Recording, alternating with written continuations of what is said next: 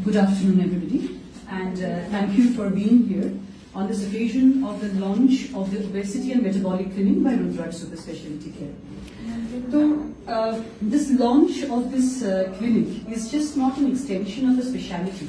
ऐसा नहीं कि just बस एक extension है, एक और service add हो रहा है. This is basically a commitment in a direction in which we are talking about obesity in a completely different perspective. Generally, बहुत सालों से हम लोग जब मोटापा के बारे में बात करते हैं तो वो जनरली कॉस्मेटिक एक आइडिया रहता है कि देखने में अच्छा नहीं लगता है. मोटापा बस वहीं तक रह जाता था. मोटापा और ओबेसिटी एक बेसिकली जो एक डिजीज है, इसके बारे में जानकारी बहुत ज्यादा नहीं था. तो जनरली हम भी जब अपने पेशेंट से बात करते हैं, बताते हैं इनको डायबिटीज है या हाइपरटेंशन है या कोलेस्ट्रॉल है, तो वो सीरियसली लेते हैं. जब हम मोटापे के बारे में कहते हैं कि आपका वजन ज्यादा है, तो वो जनरली उसको बहुत कैजुअली डील करते हैं. ठीक है, हंसते हैं. या घर में भी अगर इसको डील करे तो जनरली क्या कहा जाता है कि खाना थोड़ा कम खाइए, थोड़ा सा एक्सरसाइज कर लीजिए, वेरी कैजुअली. बट हमें जो समझ में आया है पिछले कुछ सालों की जो हमारे जो स्टडीज आए हैं, जो हमें समझ में आया है, क्या समझ में आया है कि obesity by itself is a disease. It is a chronic metabolic endocrinological disease. मतलब ये ऐसा एक डिजीज है जो कि क्रॉनिकली बहुत सालों से रहता है, बहुत सालों तक रहता है, और उसका जो कारण होता है वो बहुत सारा चीज होता है. सिर्फ खाना कितना खा रहे और एक्सरसाइज कितना कर रहे सिर्फ उस पर डिपेंडेंट नहीं रहता. Of course lifestyle is a major factor. But जैसे आप देखेंगे कि कुछ लोग बहुत कम खाते हैं लेकिन उनका वजन फिर भी ज्यादा ही रहता है, या कुछ लोग ऐसे कि बहुत एक्सरसाइज कर रहे हैं फिर भी उनका वजन नहीं घटता है. उल्टा तरफ से ये भी है कि कोई बहुत ज्यादा अच्छे से बहुत खाता है लेकिन उसका वजन नहीं बढ़ता है. बहुत लोग फ्रस्ट्रेटेड हो जाते हैं कि मेरा वजन मैं कितना भी कोशिश कर लूं, मेरा वजन कम नहीं होता है. ये भी देखेंगे कि कुछ लोग ऐसा है कि अगर खाने की तरफ जा रहे हैं तो जो मीठा वगैरह जो है वो कभी टच नहीं करेंगे, और दूसरी तरफ से ये लोग हैं जो मीठा रेजिस्ट ही नहीं कर सकते, जंक फूड है उसको रेजिस्ट ही नहीं कर सकते. तो ये सब सिर्फ विल पावर का बात नहीं है. This is about hormones. हमारी बॉडी में जो हॉर्मोन्स है वो बेसिकली रेगुलेट करते हैं कि बहुत हद तक कि आप कितना खाएंगे, आप क्या खाएंगे, आप कहां पे जाके रुकेंगे, आप कौन से किस्म का खाना आप पसंद करेंगे. ये सब जो सारा कुछ है ये सब रेगुलेटेड होता है. हमारी बॉडी में कुछ हार्मोन्स है, वो हार्मोन से रेगुलेटेड होता है. तो ये जब हमें समझ में आया कि बेसिकली खाना, उसका मेटाबॉलिज्म, इवन मेटाबॉलिज्म, आपका बॉडी वेट सेम एक्सरसाइज से बॉडी वेट कितना घटेगा, उसको बेसल मेटाबॉलिक रेट कहते हैं. तो बेसल मेटाबॉलिक रेट क्या रहेगा, ये सब बहुत कुछ फैक्टर्स हैं. इसीलिए मोटापा को हैंडल करना इतना इजी नहीं है कि जस्ट कम खा लिया और वजन घट गया, ऐसा नहीं होता है. तो क्योंकि ये कॉम्प्लेक्स एंडोक्रिनोलॉजिकल हार्मोनल डिसऑर्डर है जिसमें बहुत सारे फैक्टर्स हैं, जेनेटिक फैक्टर्स है, एनवायरमेंटल फैक्टर्स है. तो आज हम जब मोटापे के बारे में बात करते हैं, ओबेसिटी के बारे में बात करते हैं, we know that it is a very big problem. It is a problem which is reaching epidemic parameters. मतलब एपिडेमिक सा इट इज फैल रहा है, और इंडिया में भी ओबेसिटी का जो लेवल है वो बहुत हाई है. So given this background, that is why we have decided that we need to look at obesity in a comprehensive manner. And what is a comprehensive manner? मतलब हमारे पास एक पेशेंट अगर आते हैं मोटापा को लेके, and we have to deal with it per se. अगर उनको कोई और प्रॉब्लम नहीं भी हो तभी भी मोटापा per se is a problem. तो पहले हमें देखना होता है कि क्यों है मोटापा. कोई हार्मोनल प्रॉब्लम है, कोई थायराइड डिसऑर्डर है, कोई कोर्टिसोल इम्बैलेंस है, कोई और हार्मोनल डिसऑर्डर है कि नहीं, वो पहले हमें देखना होता है. फिर हमें जो देखना होता है कि वजन, जब हम कहते हैं कि किसी को मोटापा है तो किस हिसाब से कहते हैं. हम लोग जो देखते हैं बीएमआई कहते हैं, जैसे कि हाइट के हिसाब से वेट कितना है. But BMI is not the only parameter. हमें कुछ और चीजें भी देखने होते हैं. तो जैसे व्हाट डू वी डू, जैसे हमने वेट देखा, सो वेट से हमने देखा कि वेट कितना है, हाइट के हिसाब से. ये जो आप देखेंगे ऐसा हाइट का एक चार्ट लगा हुआ है, तो हाइट कितना है, वेट कितना है, हम लोग बीएमआई देखेंगे. और जो हम देखेंगे वो है वेस्ट सर्कमफ्रेंस. वेस्ट सर्कमफ्रेंस ऐसे हमें अलग से ये नापना होता है. हम लोग वेस्ट एरिया जहां पे होता है वहां पे हम लोग देखते हैं कि वेस्ट सर्कमफ्रेंस कितना है. फीमेल्स के लिए, मेल्स के लिए अलग कट ऑफ होता है. देन हम लोग देखते हैं वेस्ट हिप रेशियो, उसको भी देखे फिर हम लोग डिसाइड करते हैं कि क्या ये what is this person in which category, क्या ये ओवरवेट है, क्या ये नॉर्मल वेट है, क्या ये ओबीस है. एंड देन हम फिर इसको कैटेगराइज करते हैं. हम अभी जो और करते हैं वो है BCA, body composition analysis. Body composition analysis ऐसे एक रिपोर्ट निकलता है, हम आपको दिखाएंगे, जिसमें सिर्फ ये नहीं है कि वेट ज्यादा है, इसमें ये पता चलता है कि बॉडी में फैट परसेंटेज कितना है, मसल परसेंटेज कितना है, what is the expected weight. तो ये जो है आप अगर इसको देखेंगे आप लोग हम लोग दिखाएंगे कि पूरा परसेंटेज बताया जाता है। एक बार हमने पेशेंट को ये एनालिसिस कर लिया, हमें समझ में आता है कि सेंट्रल फैट कितना है, पेरिफेरल फैट कितना है, ये देख के हम एनालिसिस करते हैं कि which category of obesity this person is in. फिर हमें अकॉर्डिंगली उनका ट्रीटमेंट प्लान करना होता है। तो जब हम लोग जब प्लान कर रहे हैं तो ट्रीटमेंट में बहुत सारे एस्पेक्ट्स रहते हैं। एक तो है कि डाइट प्लान करना है। डाइट मतलब जैसे ही खाना थोड़ा सा कम कर दिया, ऐसा तो नहीं होता है। हर एक आदमी का अलग होता है, तो वो कितना खाना खा रहे हैं, हमें कितना कम करना है, क्या प्रैक्टिकल है, क्या फीजिबल है। हमने बोल दिया खाना कम कर दीजिए, उन्होंने कम कर दिया, ऐसा होता नहीं। तो कैसे रखना है एक बैलेंस डाइट, मॉर्निंग में कितना देना है, ब्रेकफास्ट क्या देना है, कैसे डिवाइड करना है, कार्बोहाइड्रेट, फैट, प्रोटीन कैसे डिस्ट्रीब्यूट करना है, ये हर एक पेशेंट के लिए इंडिविजुअलाइज रहता है। दैट इज वाई जो हमारे dietary segment department of dietetics जो है हमारा, वहां पे पेशेंट को भेजा जाता है। वो पहले बैठते हैं, उनके साथ एक एनालिसिस करते हैं कि वो क्या ले रहे हैं, अकॉर्डिंगली उनका एक डाइट चार्ट बनाया जाता है। सो डाइट चार्ट अगेन हमारे डाइटिशियन आपसे बात करेंगे, वो बहुत बहुत इंडिविजुअलाइज रहता है। ऐसा नहीं होता है कि हर एक के लिए एक कॉमन साइज डाइट चार्ट हम लोग हैंड आउट कर दे, वो कभी पॉसिबल नहीं रहता है। So that has to be done. Secondly हमें डिसाइड करना होता है कि क्या हम पेशेंट को सिर्फ डाइट कंट्रोल में रखेंगे, एक्सरसाइज देंगे, क्या फिर हम दवाइयां दे सकते हैं। जैसे आप लोग जानते होंगे कि अभी कुछ दवाइयां थैंकफुली अभी अवेलेबल है जिससे वेट लॉस करवाया जा सकता है। बट अगेन हर पेशेंट के लिए हर दवाई नहीं है, तो क्या पेशेंट उसके लिए सूटेबल है, क्या दवाई देना है तो क्या देखना है, क्या क्या पैरामीटर्स देखने हैं, वो भी एक एक्सटेंडेड वी हैव टू हमें वर्कअप करना होता है। अकॉर्डिंगली फिर हम बता पाएंगे कि पेशेंट वो आजकल जैसे आप लोग देख रहे होंगे कि बहुत लोग आके पूछते हैं क्या मैं इंजेक्शन ले सकती हूँ, क्या मैं वो कर सकता हूँ। तो हर एक पेशेंट नहीं ले सकता है, हमें कुछ कॉन्ट्राइंडिकेशंस होते हैं, कुछ चीजें देखना होता है। सो अकॉर्डिंगली हम डिसाइड करते हैं कि दवाई देना है, सिर्फ लाइफस्टाइल पे रहना है, इंजेक्शन देना है, क्या करना है। एक बार हमने वो कर लिया, उसके बाद एक और एरिया आता है फिजियोथेरेपी का। फिजियोथेरेपी क्यों? क्योंकि जब कोई डाइट रिस्ट्रिक्शन कर रहा है तो फैट लॉस तो हो रहा है, साथ में मसल लॉस भी हो रहा है। तो मसल हमें उसको रेजिस्टेंस ट्रेनिंग कहते हैं। हम लोग कुछ स्पेसिफिक एक्सरसाइज सिखा के हमें ये सिखाना होता है कि कैसे मसल रिटेन रहे, फैट लॉस हो, एक प्रोपोर्शनेट बॉडी वेट लॉस हो। तो बहुत समय ऐसा होता है, आप लोगों ने भी देखा होगा कुछ सेलिब्रिटीज जिन्होंने वेट लॉस किया, उनका बहुत ज्यादा मसल मास लॉस हो गया है, तो जिसको ओज़ेम्पिक फेजेस बोल रहे हैं। तो वैसे नहीं हो, इसलिए एक फिजियोथेरेपी का भी एक रोल है, वो भी हमें देखना है। So that is why we need a comprehensive metabolic obesity clinic, जिसमें कि कंप्लीट असेसमेंट हो कि कारण क्या है, कैसे आगे बढ़ना है, क्या क्या है। Not just a weight height देख लिया और एक दवाई लिख दिया, वो नहीं होता है। और जिसमें एक कॉम्प्रिहेंसिव टीम है, जिसमें एज एन एंडोक्रिनोलॉजिस्ट हम रहेंगे एंड बाकी जो है हमारे जो डाइट डिपार्टमेंट के है वो बताएंगे, और फिजियोथेरेपी डिपार्टमेंट में है, बाकी असेसमेंट होगा and then we will help the patient. ऐसा नहीं होगा कि हर एक सेम एडवाइस के साथ किसी का 4 kg लूज होगा, किसी का 1 kg, किसी का 7 kg, क्योंकि हर एक इंडिविजुअल अलग रहेगा। So holding hands for that patient, helping him और हर in that journey, that is what the entire concept of this metabolic clinic is about. And it is with this concept that we have started this clinic. It is the first comprehensive obesity clinic in this entire region of North Bengal, Sikkim and surrounding areas. And with the help of this clinic and our team from Rudraksh, we hope that we will be able to help our patients, achieve their weight targets in a proper scientific manner. Now, we have our, Simran from the dietetics department. She's going to tell you very briefly about what is, told to the patients, क्या कहा जाता है patients को और किस हिसाब से उनका डाइट वगैरह प्लानिंग किया जाता है, वो very briefly आपको बताएंगे। सुनिए।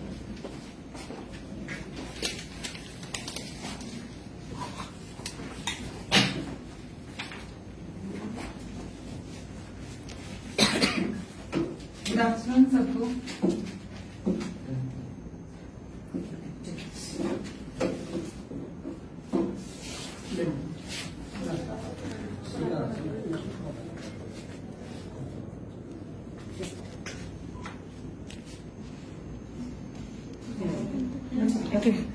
नीचे रख लो।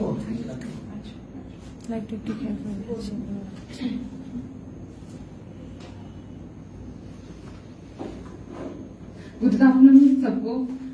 मैम ने तो बहुत कुछ ही बोला है, सब एस्पेक्ट्स को मैम ने कवर कर लिया है ऑलरेडी। हमारे बोलने के लिए भी बहुत कुछ कम है, क्योंकि she is explained every bit and pinch, बहुत अच्छे से उन्होंने समझाया है। आज मैं बेहद खुश हूँ कि आज हम यहाँ खड़े हैं ओबेसिटी और मेटाबॉलिक क्लिनिक के ओपनिंग पे, क्योंकि ये काफी टाइम से सोचा जा रहा था और फाइनली बहुत अच्छे से वेल एग्जीक्यूट हुआ है आज। और ये एज अ सिंगल पर्सन भी पॉसिबल नहीं था। ये पूरा टीम एक साथ आया है तो हम पूरा सारे एक्सपेक्ट्स को एक साथ लाके ये कर पा रहे हैं, है ना। जैसे अगर हम बोले कि रुद्राक्ष अलग कैसे करेगा, ये जो हमारा ओबेसिटी क्लिनिक, हम इसको बस नहीं बोल रहे हैं, मेटाबॉलिक क्लिनिक भी बोल रहे हैं कि इसके रूट कॉज पे जाना पड़ेगा। पेशेंट ओबेसिटी के साथ आता है बट उसके अंडरलाइंग बहुत सारे इश्यूज होते हैं जो हम लोग बहुत जगह अनदेखा कर दिया जाता है, जैसे इंसुलिन रेजिस्टेंस हो गया, फिर हार्मोनल डिसबैलेंस हो गया, थायराइड के इश्यूज हो सकते हैं, पेट के गट के इश्यूज हो सकते हैं, अगर कोई इन्फ्लेमेशन रहा बॉडी में, इन्फेक्शन है, या तो इमोशनल या तो लाइफस्टाइल कोई स्ट्रेस है, तो इनको भी एड्रेस करना पड़ेगा। ये जो मेटाबॉलिक फैक्टर्स है इनको पहले इन्वेस्टिगेट करके फिर हम एड्रेस करेंगे सिस्टमैटिकली कि किस वे से हमें फॉरवर्ड जाना है। बस खाली ऊपर से हमने सिम्टम्स ठीक कर दिए बट बाद में वो हमारे लॉन्ग टर्म के लिए काम नहीं किया तो ये नहीं हो पाएगा। जैसे हमारा मेटाबॉलिक हेल्थ हमें रिस्टोर करना है, जो सस्टेनेबल हैबिट्स पे लाना होगा पेशेंट को, और एक क्वालिटी ऑफ लाइफ भी इम्प्रूव करना है पेशेंट को। बस अभी शॉर्ट टर्म के लिए वेट लॉस कर लिया बट पेशेंट अगेन फिर बैक टू नॉर्मल चले गए। 8 साल बाद हमने हेल्प किया बट देन वो 2 साल में दोबारा रीजन हो गया, तो ये भी नहीं करना है। एक उनका जो क्वालिटी ऑफ लाइफ है उस पर भी फोकस करने का जरूरत है। सो अगर हम डाइट डिपार्टमेंट के बारे में बात करेंगे अभी, तो जैसे हमारे पास वो मशीन है, बॉडी कॉम्पोजिशन एनालिसिस का जो मशीन है, वो हमें बहुत डिटेल में से बताता है कि बॉडी में हमारा फैट मास कैसा है, विसरल फैट कितना है, मसल मास कितना है, हाइड्रेशन लेवल्स क्या है, बीएमआर क्या है, मेटाबॉलिक रेट कैसा है पेशेंट का। उसी हिसाब से हम लोग एक क्वांटाइज डाइट देते हैं, वेल स्ट्रक्चर्ड रहता है और सबके लिए इंडिविजुअलाइज्ड रहेगा कि सबके लिए जेनरिक डाइट तो वर्क नहीं कर सकता। जैसे मैम ने बताया कि एक जेनरिक डाइट दे दिया वो सब पे अप्लाई नहीं होगा, weight loss is not fit for everyone the same thing, है ना। तो क्वांटाइज डाइट होगा काफी कि सबके लिए स्पेसिफिक हो, वरना वो जो नंबर्स होते हैं वो सारे डाइट चार्ट पे बस कैलकुलेशन ही रह जाते हैं। हेयर फॉल भी हो जा रहा है, स्किन में ग्लो चले जा रहा है, स्किन फ्लेकी हो जा रहा है, तो ये नहीं होना चाहिए। हमें वो सारे रिक्वायरमेंट्स भी फुलफिल करने पड़ेंगे। एंड अपार्ट फ्रॉम दैट, जब हम लोग फैट लॉस का बात करते हैं, बस ये नहीं कि वेट रिडक्शन हो गया, एक हेल्दी फैट लॉस होना चाहिए जिसमें हमारा मसल मास भी रिटेन रहे। जैसे मैम ने बताया कि वो फिजियो का भी पार्ट है, एंड अपार्ट फ्रॉम दैट हमें वो सारे जो हमारा मैक्रोन्यूट्रिएंट्स हैं उनको मेंटेन करने का जरूरत है, और ओवरऑल जो मेटाबॉलिक हेल्थ है उसको हमें अपराइट करना है। और इसके अलावा जैसे यहाँ अगर हम एग्जाम्पल दें तो हम ऐसे डाइट चार्ट अभी फॉलो करना स्टार्ट करेंगे फॉर एवरी पेशेंट, कि उनको समझाया जाए, बहुत सारे फूड ऑप्शंस दिए जाए, और प्लस मैं और भी कोशिश करूंगी कि लो कैलोरी और भी रेसिपीज पेशेंट को दिया जाए ताकि वो लोग लॉन्ग टर्म उस पर सस्टेन कर पाए।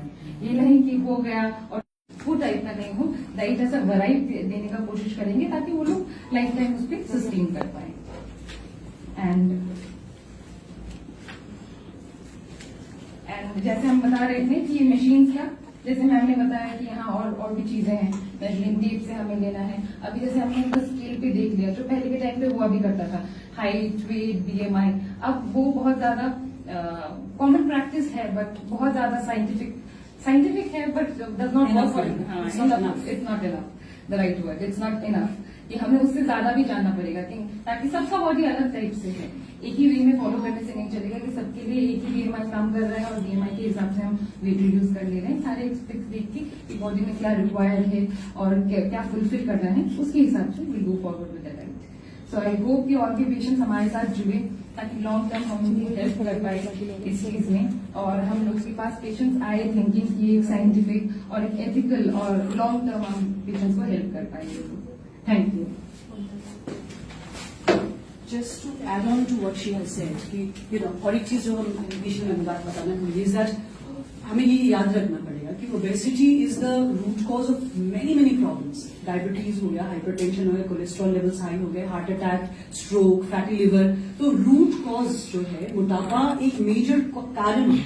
हम आगे जानते हैं, हम इसको कॉमन सॉल हाइपोथेसिस कहते हैं, मतलब एडिपोसाइट्स। पहले हम लोग सोचते थे कि जो फैट स्टोरेज सेल्स है हमारी बॉडी में, ये सिंपल से सिर्फ फैट ही स्टोर करते हैं, बट अभी हमें पता है कि फैट स्टोरेज सेल्स जो है वहां से बहुत सारी चीजें निकलते हैं जो कि जाके फ्यूचर में जाके बहुत सारे क्रॉनिक डिसऑर्डर्स जो है, डायबिटीज, हाइपरटेंशन जो हमने बताया, ये सारा चीज हो सकता है। So that is why this is my urge to everybody जिनको लगता है कि ओबेसिटी बहुत कैजुअल चीज है और मुझे उतना कुछ नहीं करना है, ठीक है मैं, सो उनके लिए हम बोलेंगे कि please come forward, if you are living with obesity it is important कि आप आइडेंटिफाई करें कि this is a disease and आज अगर आपको कोई प्रॉब्लम नहीं भी हो तो कल जाके बहुत सारे प्रॉब्लम्स हो सकते हैं. So please identify that and do not hesitate to identify that obesity is a problem and you reach out to the correct area, to the correct doctor and make the necessary changes before the chronic comorbid conditions set in.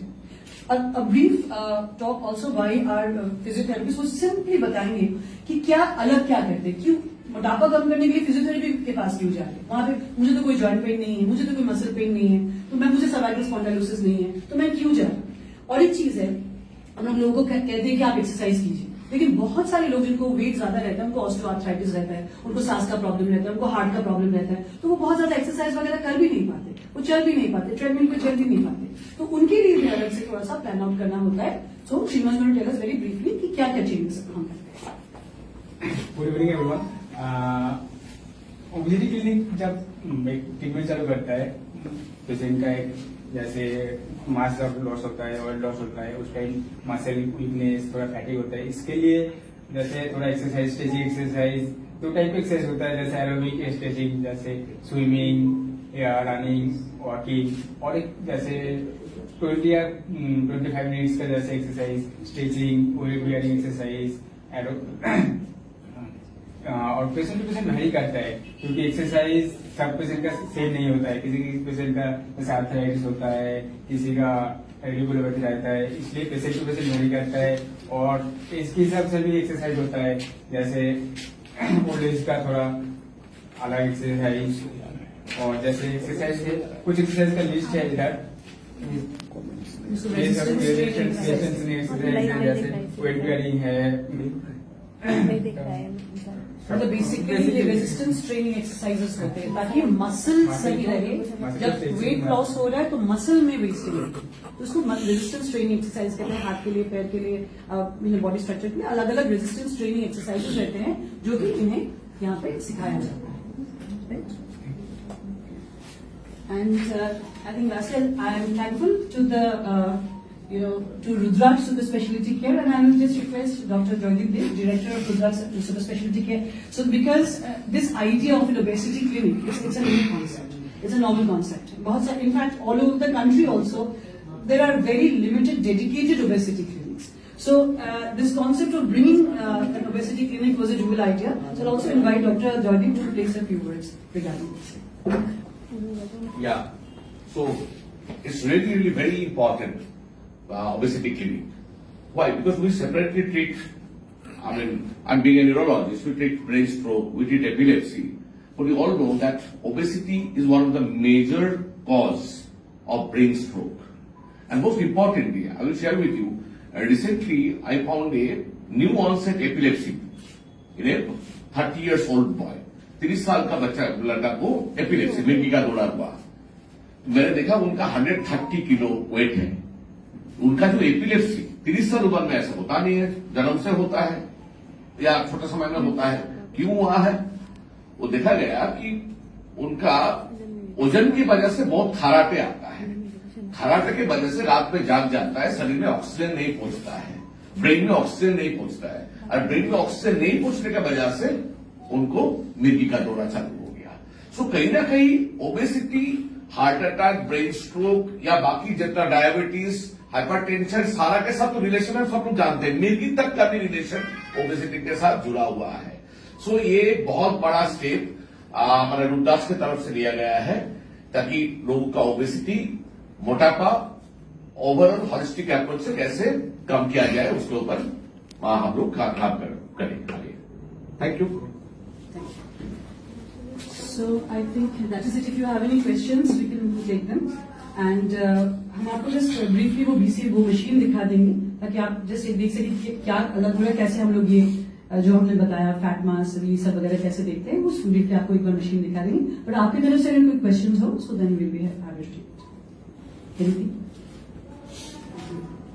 আপনি যেটা বললেন আর কি যে 30 বছরের যুবকের মধ্যে দেখা যাচ্ছে এই মৃগী রোগটা যেটা হয় সেটা দেখা যাচ্ছে, তো সেটা মোটাপার জন্য হয়েছে, কিন্তু অনেক সময় দেখা যাচ্ছে যারা রোগা সেক্ষেত্রেও কিন্তু এই মৃগী রোগটা জন্ম থেকে নেই. মৃগী রোগের কারণ তো আমরা অনেক রোগ জন্মগতভাবে জন্মের সময় কোনো সমস্যা বাবা মার বা ফ্যামিলিগত মেবি রোগ আছে কিনা সেগুলো তো আমরা জানি, সেগুলো কমন কারণ। কিন্তু মোটা শুধু 140 কেজি ওজন হওয়ার জন্য, তার রাত্রে ঘুমে নাক ডাকার জন্য ব্রেইনে কম অক্সিজেন পৌঁছানোর জন্য, অর্থাৎ এটাকে বলা হয় অবস্ট্রাকটিভ স্লিপ অ্যাপনিয়া, সেটা হয়েও কারোর মির্গি স্টার্ট হতে পারে। আদারওয়াইজ সেই পেশেন্টের না কোলেস্ট্রল না সুগার না থাইরয়েড না প্রেশার কোনো কিছু নেই, সেই জন্যই এটার কনটেক্সটে বলা হলো। আদার্স মির্গি রোগ তো নানা রকম অনেক কারণগুলো বাজারে অনেক বহুল প্রচলিত মোটা থেকে পাতলা হওয়ার যে বিভিন্ন ক্লিনিক ওষুধ আছে, ওটা কতটা ভরসাযোগ্য আপনি কি বলবেন? সেই কথাটার সম্বন্ধে আমরা বলছি যে কোনো ওষুধ মানে সবার জন্য একই ওষুধ তা তো হতে পারে না, সবার জন্য একই ট্রিটমেন্ট তা তো হতে পারে না। সেই কথাটাই বারবার করে বলছি যে যদি মানে ওজন বেশি আছে তাহলে এটা ফার্স্ট বুঝতে হবে যে কেন বেশি, সঙ্গে অ্যাসোসিয়েটেড কি কি আছে, কোন জায়গায় দাঁড়িয়ে আছে, তার জন্য কোন ট্রিটমেন্টটা ঠিক।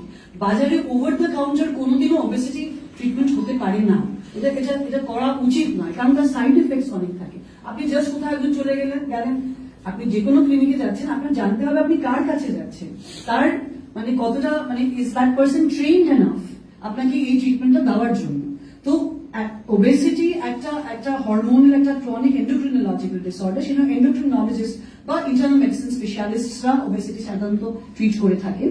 তো একটা স্পেশালাইজড ওবেসিটি ক্লিনিকে যেতে হবে, যেখানে পুরো ব্যাপারটা বুঝে নিতে হবে। জাস্ট ওজন বেশি একটা কিছু এত যদি সহজ হতো তাহলে তো সকলের ওজনই কমে যেত বা কোনো সাইড, তো সেভাবে কখনোই ট্রিটমেন্ট করবেন না। Treatment, remember that this is a disease, এবং যেমন অন্য ডিজিজ আপনি ডাক্তারের কাছে গিয়ে ট্রিটমেন্ট করেন, তেমনি ওবেসিটিও একজন প্রপার স্কিলড মানে প্রফেশনাল একজন ডাক্তারের কাছে গিয়ে ট্রিটমেন্ট করতে হবে।